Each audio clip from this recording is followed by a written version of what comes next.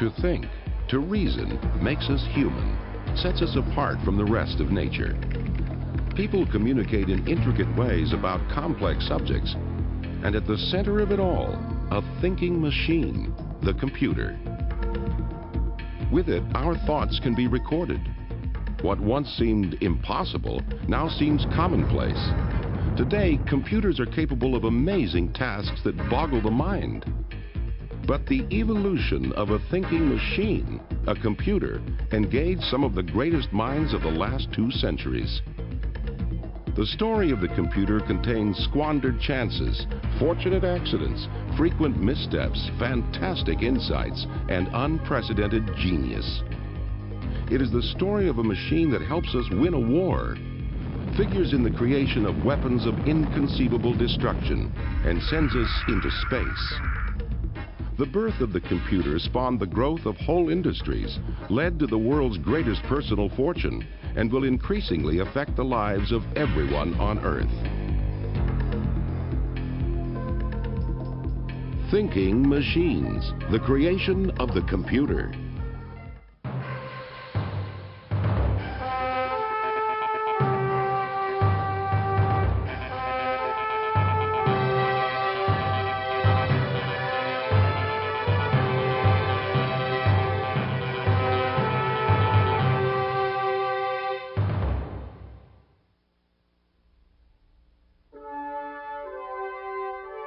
Our world is increasingly filled with countless wonders that would not have been possible without one machine, the computer.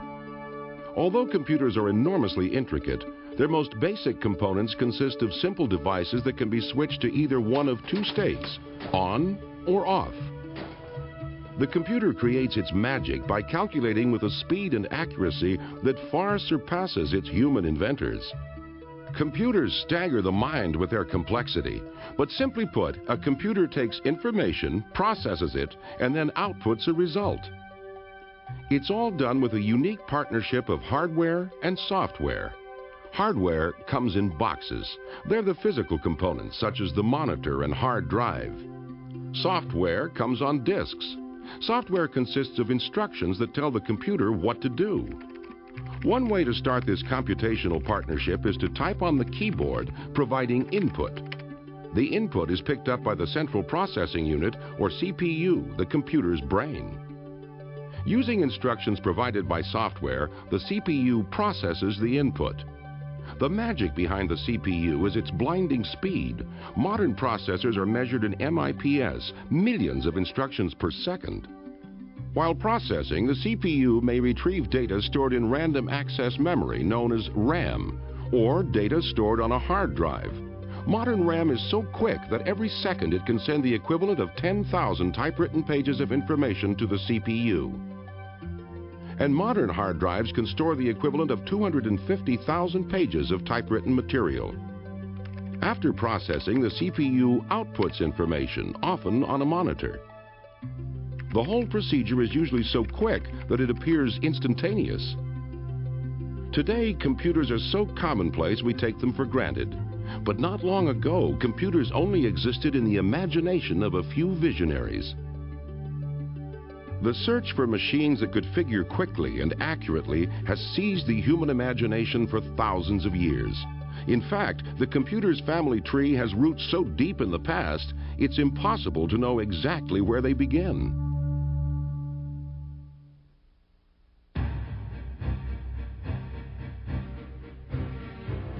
By the early 19th century, the European Industrial Revolution was well underway. And the development in production and commerce came from the maturing fields of engineering, navigation, surveying, finance, and science. The practical application of these fields relied on volume after volume of tables. Tables for trigonometry, tides, interest rates, multiplication, and gravity. Tables were critical. The actual figuring was done by people who specialized in mathematical computation. Surprisingly, these people had a familiar job title. They were called computers. These human computers toiled over their tables incessantly, monotonously, and made mistakes. Typically, tables were full of errors. The requirement for accurate tables introduced one of the most eccentric and brilliant figures into the story of computers, Charles Babbage. Oh, Babbage was an extraordinary scientist. I mean, Babbage was a great scientist. Babbage was 100 years ahead of his time. You can't say that about many people, but you could say that about Babbage. Charles Babbage represented that extraordinary element of British society, the scientist aristocrat. Many were known for their eccentricities, and Babbage was no exception. As a youth, Babbage devised footwear of hinged boards intended to allow him to walk on water. Never one to shirk adventure, he tried them out himself, but flipped over and nearly drowned. Babbage demonstrated his brilliance in mathematics while attending Trinity College in Cambridge. In 1820, Babbage was checking the accuracy of calculations made for the Royal Astronomical Society and kept finding errors. He reasoned that a machine could be constructed that would calculate the tables and directly print the results. He called the machine the difference engine. He drew up plans for a section of the device and had it built with his own funds in 1822. Babbage couldn't pay for the construction of the entire device, but since the greatest beneficiaries would be the British government and people, he made the extraordinary step of petitioning the government for a grant. In 1823, the Treasury provided the project with startup funds. Government support for the computer industry is nothing new. It's very much a big topic in the news today, and it will continue to be. Computing is an expensive proposition, and it usually requires some government support if it's going to get anywhere. Babbage hired a mechanical engineer, set to work on a complete design for the difference engine, and immediately ran into difficulties. The mechanical machine shops of the time were not advanced enough to produce parts in the precise measurements that Babbage's plans required. So Babbage designed better machine tools, which would eventually improve the entire state of British tool manufacturing. By 1829, Babbage had spent the £1,500 grant from the government and even more than that from his own funds. But only a few bits and pieces of machine had been completed. Babbage's project began to attract critics. He was plagued by several problems. One of his problems being his perfectionism, another problem being that his work was not understood or appreciated by the people of his time. Babbage had many enemies. Even London's organ grinders despised him because he had tried to have them banned as their music interfered with his thinking. But the inventor continued to toil, and finally, in 1832, there were enough parts to assemble a section of the engine. It functioned perfectly, solving equations and producing 6-digit results. But it was only a small part of the proposed machine. The skyrocketing costs and lack of results finally made the government pull its support from the project. Although disappointed by the cancellation, Babbage had contributed to the project's demise by suggesting that a new device he had conceived, the analytical engine, would be vastly superior to his old design. Babbage, in hindsight, probably should have finished the difference engine and seen how far he could have gone with that before starting the analytical engine. There's no question that the analytical engine was more than he could handle. Babbage was obsessed with his new idea. With the analytical engine, Babbage asked himself, why not build a machine that could solve any mathematical problem? At the age of 43, Babbage had the vision of a computer, a vision he pursued for the rest of his life. The extraordinary fact is that Babbage's overall design for the analytical engine had many components analogous to those in a modern computer. The heart of the machine, the mill, made the calculations, like the central processing unit of modern computers. An oblong structure, the store, held numbers to be used in the calculations, like modern computer memory. Instructions and numbers could be fed into the machine using punch cards. Much of what we know about the workings of the analytical engine came from the writings of Ada, Countess of Lovelace. Among the people who understood what Babbage was doing was a woman named Ada Augusta, who was the daughter of one of the daughters of Lord Byron, the poet. She had studied mathematics as a child and had quite a bit of talent. Ada met Babbage at one of his famous dinner parties that were often attended by the luminaries of British science and engineering. Babbage demonstrated the working section of the difference engine for her, and she was immediately captivated by it. She published a simple description of Babbage's vision for the analytical engine. Ada wrote some descriptions of it, and she also appended to these descriptions a hypothetical way that this machine could solve an equation. And on the basis of those descriptions, people often call her the world's first programmer. But she was never to program a real machine. As Babbage entered the last years of his life, his great work was unfinished.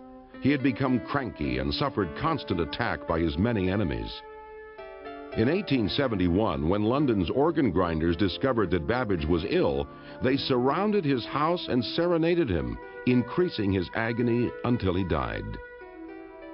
Only a small portion of the analytical engine was built in Babbage's lifetime.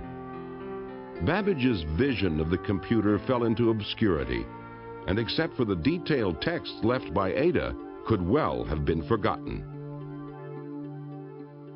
Babbage's machines, which were never finished, which existed for the most part only on paper, were proto-computers. They were mechanical, they used gears, they used metal shafts. They weren't computers in our sense of the term, that is, they weren't electronic digital computers, but they were abstractly and on paper mechanical computers.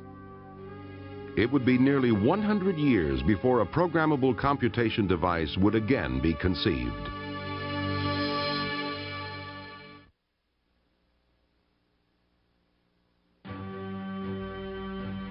In the late 1800s, the idea of a programmable computer was a distant dream, but the American dream was becoming a reality. America was on its way to becoming the world's greatest industrial power and opened its arms to immigrants from other lands. In the second half of the 19th century, America's population increased 35% each decade. America's exploding population began to endanger one of its great institutions, the American census. The census, which is required by the Constitution to be held every 10 years, was still being done by old-fashioned people with making check marks on pieces of paper, and it simply couldn't keep up with the tremendous surge of population in the U.S. The crisis reached a head in 1887. The Census Bureau was still hand-tallying the data from the 1880 census. Desperate for relief, the Bureau pleaded for any method that could speed up the counting of the 1890 census. The superintendent of the census had proposals for 3 systems, so he decided to stage a contest. 2 of the systems relied on hand counting. The third, developed by a young, rather humorless former MIT instructor named Herman Hollerith, used punched cards. Punch cards would one day become the standard method of feeding high volumes of data into computers. Now, where he got this idea, we are not sure. He may have been inspired by the fact that a conductor on a railroad punches your ticket when you hand it to him. Hollerith's system beat the others easily. In the tabulation portion of the test, it was nearly 10 times faster. The Census Bureau leased 56 of Hollerith's machines at $1,000 a year each and put them to work in July 1890. Census Bureau clerks used Hollerith's machines to punch the cards and then tabulate the results. Scores of operators were trained to use the puncher quickly and accurately. The tabulating was done with electricity. A metal pin that passed through a card hole made electrical contact with a cup of mercury, completing a circuit that was registered on a tallying device that consisted of rows of clock-like dials. Hollerith's machines were a step toward the later development of computers. They significantly sped up the processing of information. The results of the 1890 census count were a triumph for Hollerith. In just 6 weeks, the population count of 62,622,250 was tallied. Hollerith became the talk of the scientific community. He rented an office and set himself up in business. He called his new enterprise the Tabulating Machine Company. Hollerith had the Census Bureau business in his pocket, and the future looked bright. But it turned out to be harder than it seemed.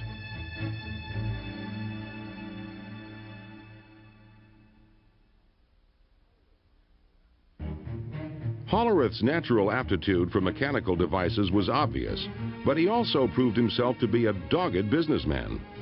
He drummed up business among one of the biggest industries of the day, the railroads. With the increase in population and the push west, the railroads had grown into enormous organizations with personnel, stations, cars, and customers scattered all across the country. Hundreds of clerks produced tons of paper to help track and manage these vast empires.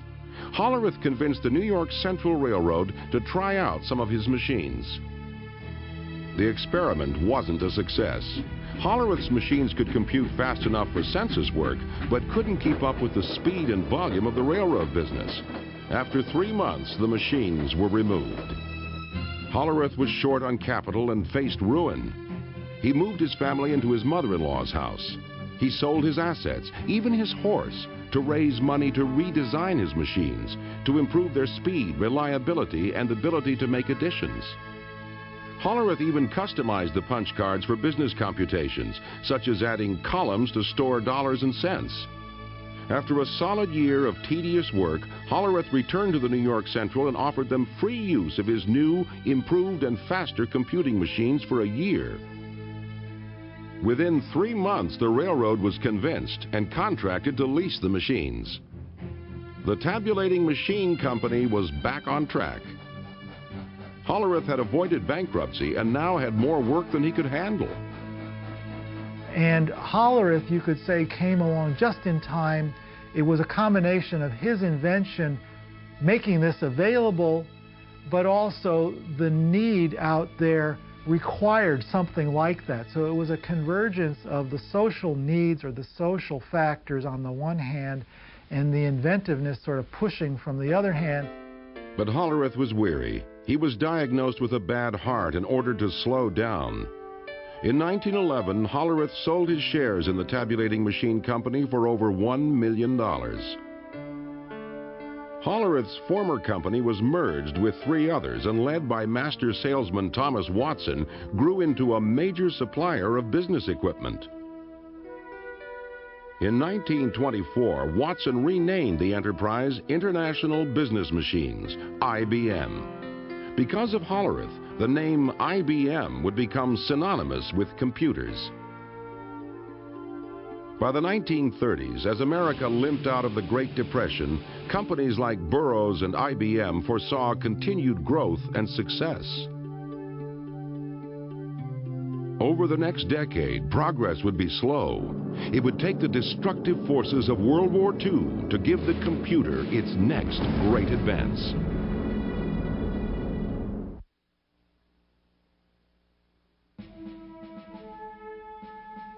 World War II spurred the development of the true computer. And in the turbulent days before the German blitzkrieg smashed Poland, a young Polish engineer walked into the British embassy in Warsaw and made an astounding proposition. He offered to sell the British the secret to the unbreakable German code machine, the Enigma. The British desperately wanted to crack the Enigma machine, used by German commanders to encrypt their most secret military radio messages. Radio is a wonderful piece of technology, but the very beauty of radio, the fact that you broadcast messages out, makes it very bad for military traffic, because the enemy can read your messages as well as the person you intended to read. So you encrypt the message. British intelligence supplied the engineer with a fake diplomatic passport and smuggled him out of Warsaw. While guarded by French agents in Paris, the engineer provided details on the code machine's ingenious operation. In the Enigma, plugs were rearranged to conform to that day's codebook combination. The power of Enigma was that this plug arrangement constantly varied how letters were coded throughout a transmission. The number of letter variations was astronomical, so high the Germans considered their code machine to be unbreakable. But the British now knew how the machine worked. They realized that they could very quickly try different key combinations on a small part of the code. Then, when that small part was broken and the key revealed, the rest could be decoded effortlessly. North of London, at a secret installation in Bletchley Park, British code breakers built a computer-like machine to do just that. Colossus. Colossus used over 2,000 vacuum tubes to process 25,000 characters per second. Colossus could only do one job, but it could compute very quickly. Its deciphered German transmissions were called the Ultra Secret, the most closely guarded secret of the war. While the British were now able to read German messages, the question was how to take advantage of the secrets without tipping off the Germans that their code had been compromised. The most senior Allied commanders were privy to Ultra material, but had to exercise caution in reacting to it so as not to tip their hand. Ultra information was never revealed to anyone in a position to be captured by the enemy. Field commanders often went into battle lacking information on the enemy that was known to their superiors from Ultra dispatches. This secrecy may have also kept Colossus from prominence in the history of computers. While Colossus was breaking German codes, across the Atlantic another computational device was under construction. The machine which would directly influence the design of all future computers was being built in Philadelphia.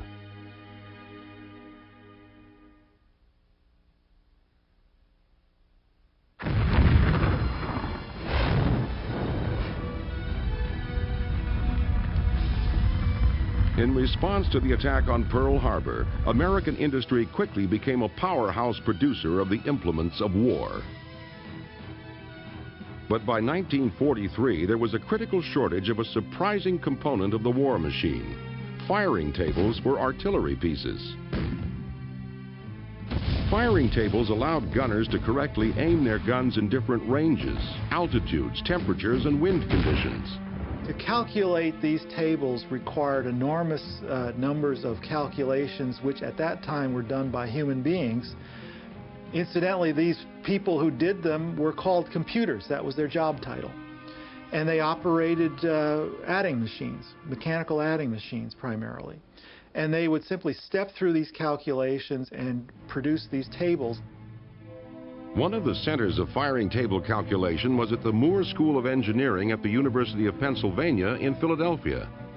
Midway through the war, it became clear that the tables could not be produced fast enough. This was a crisis. Without tables, new guns could not be shipped to the troops overseas. To break the bottleneck, a Moore School physicist, John Mauchly, made a fantastic proposal. He suggested that he could build a giant electronic computer that would be able to figure a single trajectory in 100 seconds. The Army, desperate for a device to help them win the war, reluctantly committed to the proposed cost of $500,000. Mauchly and a brilliant graduate student in electrical engineering, Presper Eckert, set to work constructing ENIAC, the Electronic Numeric Integrator and Computer. Driven by the knowledge that friends and relatives were dying in battle while they worked in Philadelphia, the team of young engineers toiled incessantly. But could they create such a monster? Everything had to be invented from square one. And then they had to build it, and then they had to test it, and they had to put it all together and make it work reliably. And then they had to learn how to program it. Nothing close to ENIAC had ever been conceived.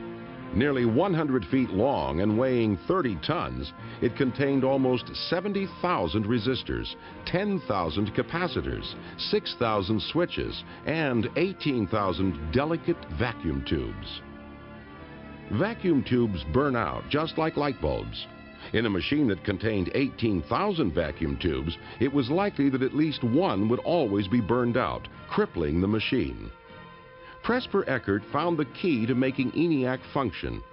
He had the vacuum tubes built to high tolerances. He critically tested them, and then he ran them at low power. If you took these measures, you might be able to get the machine to work for 10 minutes, half an hour at a time. Since the machine calculated so quickly, you can get a lot of work done in a half hour. And so that's what happened. After 2 years of intense work, ENIAC was complete, a few months after the Japanese surrender. Although it wasn't finished in time to help win the war, ENIAC was a marvelous machine. Huge and hot, it could perform up to 5,000 additions, 357 multiplications, and 38 divisions every second. By far and away the most complex machine of its time, ENIAC still lacked many of the qualities of a modern computer. Its memory was very primitive.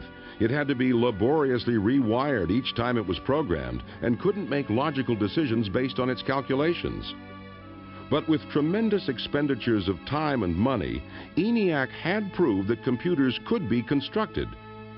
However, except for arcane scientific calculation, did anyone really want them? The question lingered, could anyone build a really practical computer?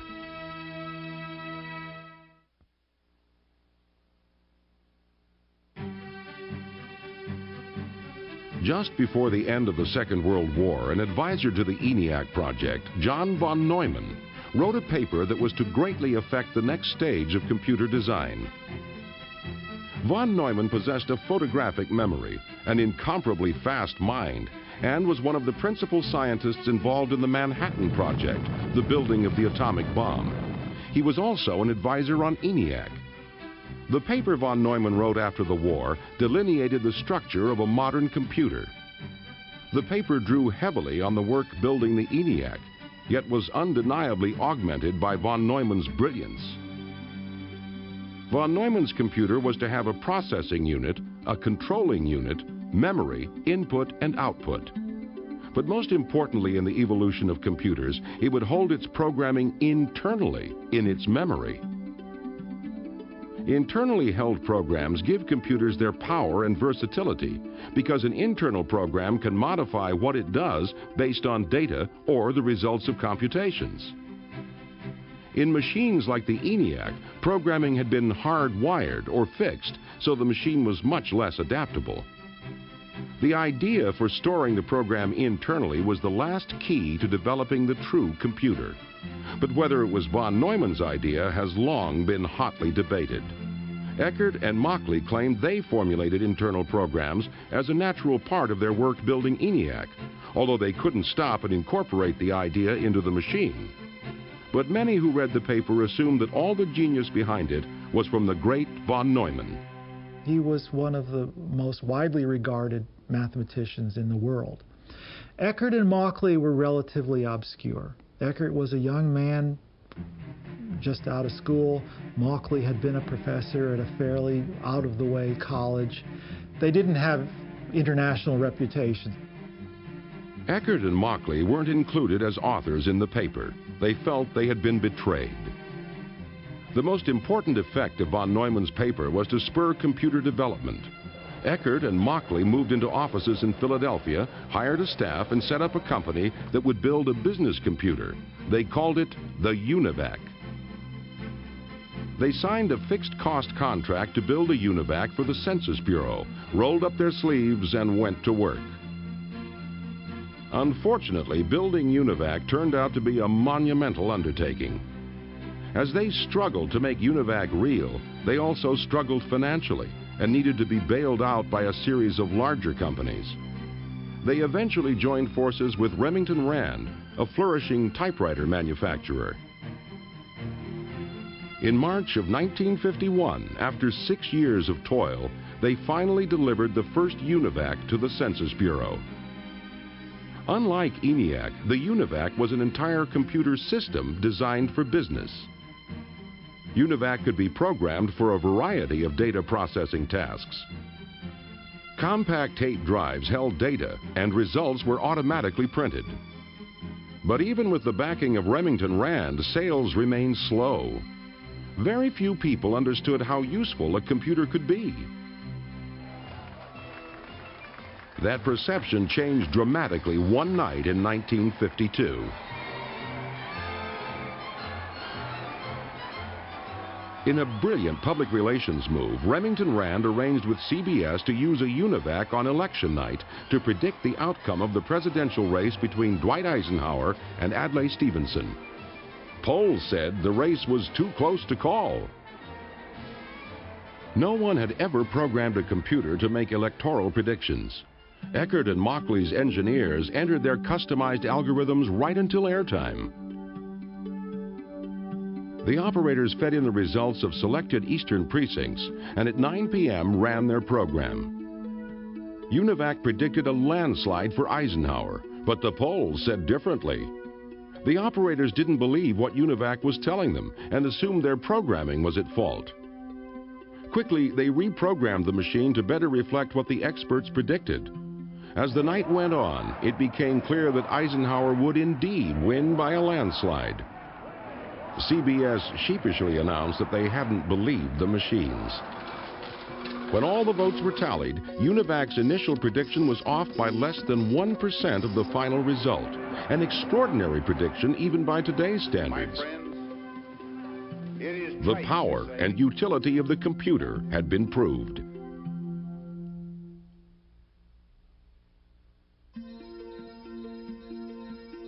After the success of UNIVAC, various companies began to see a future in computer development. New companies like Burroughs, as well as old giants like General Electric, jumped into the computer business.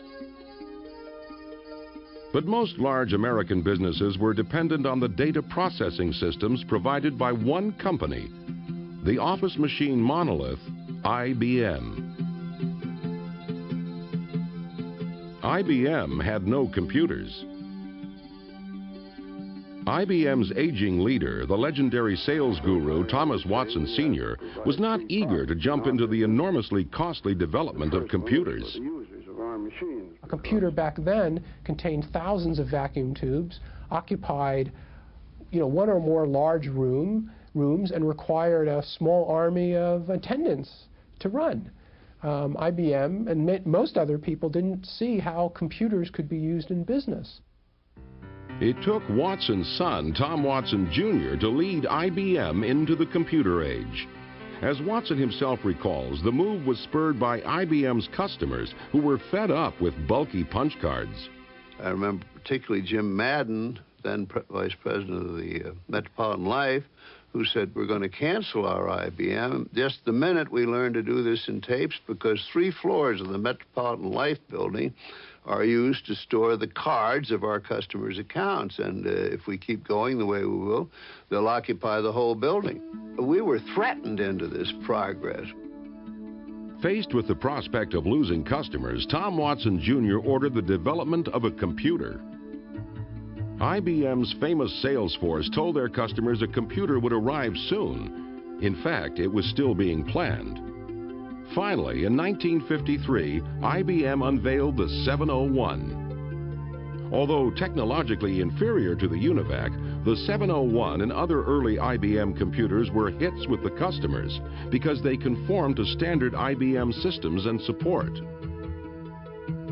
IBM saw the future, and it was computers. They redirected corporate efforts to computer development.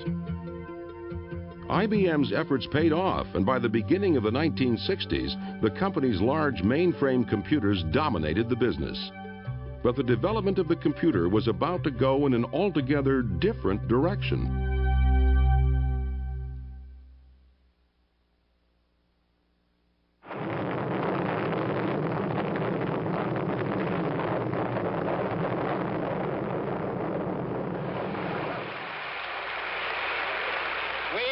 To go to the moon in this decade and do the other things, not because they are easy, but because they are hard.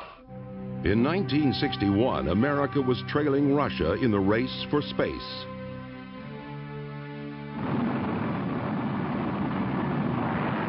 (1961), a year of achievement for Soviet scientists in the race for space. Yuri Gagarin has become the first human to orbit the Earth. and crowds in Moscow's Red Square salute the 27-year-old cosmonaut. As NASA engineers began planning the lunar mission, they realized a computer as powerful as one currently the size of a room must be on board. The engineers wondered, is such a small computer even possible? The first great breakthrough that would lead to computer miniaturization had already been made on December 23, 1947, when three scientists at Bell Labs, William Shockley, Walter Brattain, and John Bardeen, invented the transistor. Formed on the semiconductor silicon, the transistor could replace large vacuum tubes in computers. Compared to vacuum tubes, transistors were tiny, required little power, and produced little heat. The breakthrough was sufficiently important that the three inventors of the transistor were awarded the Nobel Prize. A computer that could navigate to the moon and back would require thousands of transistors, and although small, they were not nearly small enough. The next step in miniaturization occurred in 1959 when Robert Noyce and Jack Kilby, engineers for rival transistor manufacturers, independently came up with breakthroughs that led to the same revolutionary idea.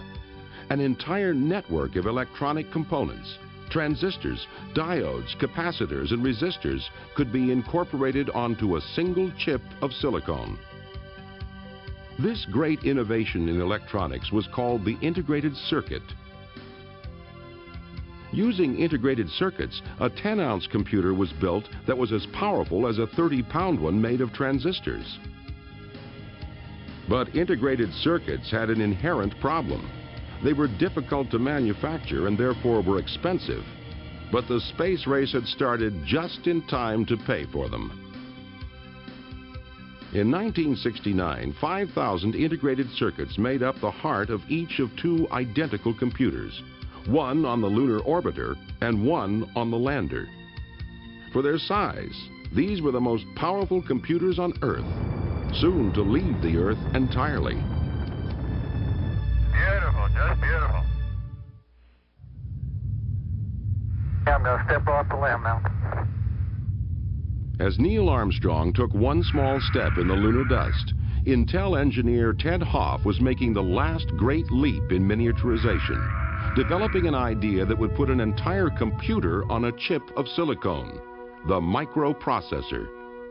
The genie would be out of its bottle, beginning the computer revolution and changing the world forever.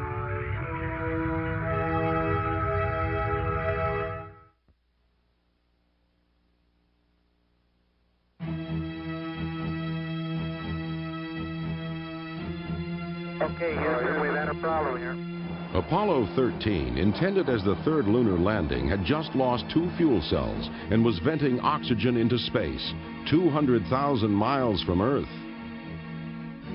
Soon, the second oxygen tank would begin losing pressure. The astronauts would die unless they could precisely align their spacecraft and fire their rocket to slingshot themselves around the moon and back to Earth. Critical to the alignment was Apollo's state-of-the-art guidance computer. A new trajectory was figured. The all-or-nothing rocket firing was made.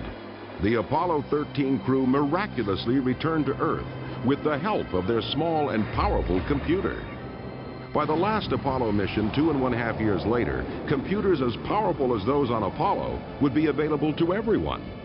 That was because soon before the Apollo 13 flight, an engineer at Intel, Ted Hoff, had come up with an ingenious idea. Hoff had been told to design 12 separate integrated circuits to make a Japanese pocket calculator. He suggested placing the entire processing unit on a chip and programming it just like a computer. Intel developed the idea, and by 1970 they had a working model of a microprocessor.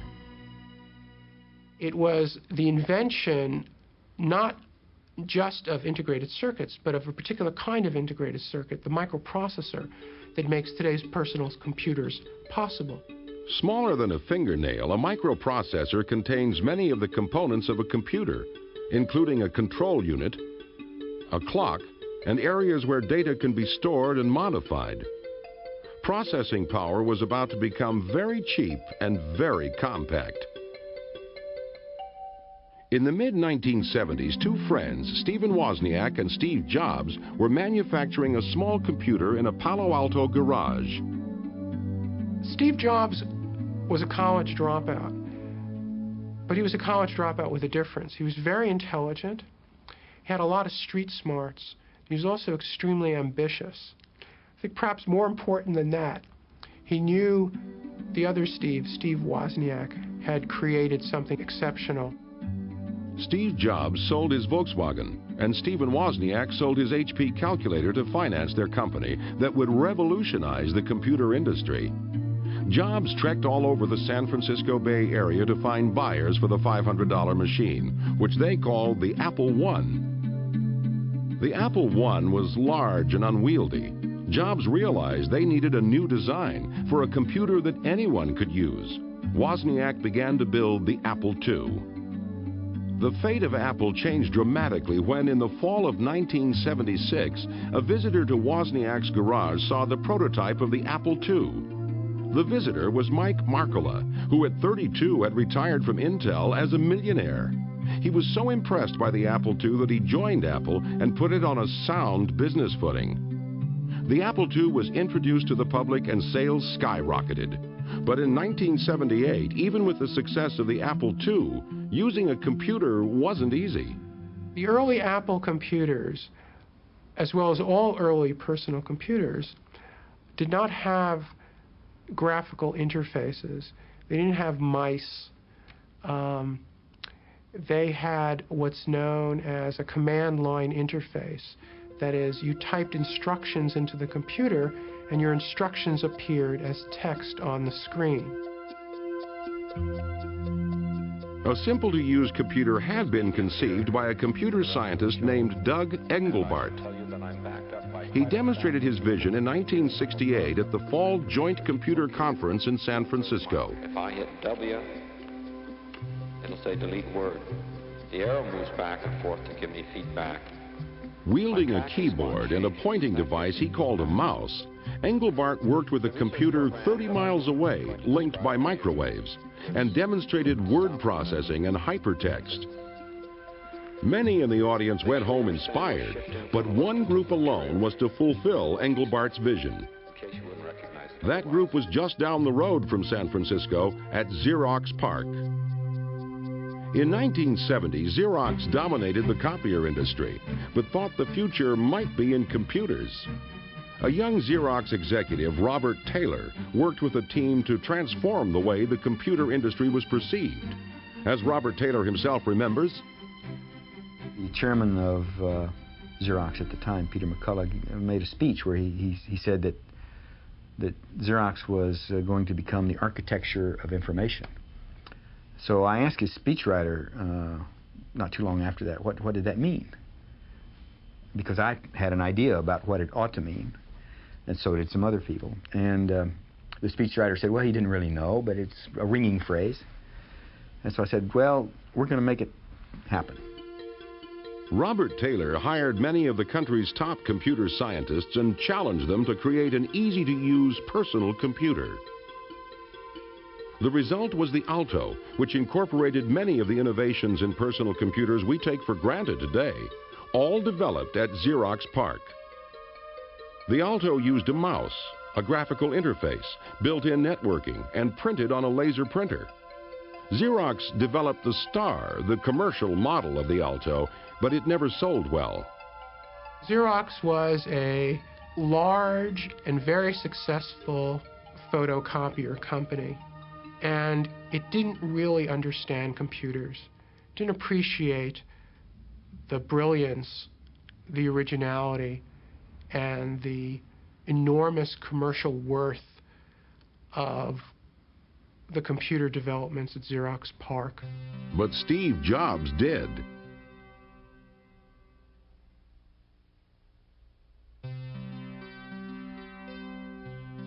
In 1979, Steve Jobs visited Xerox PARC and saw the Alto.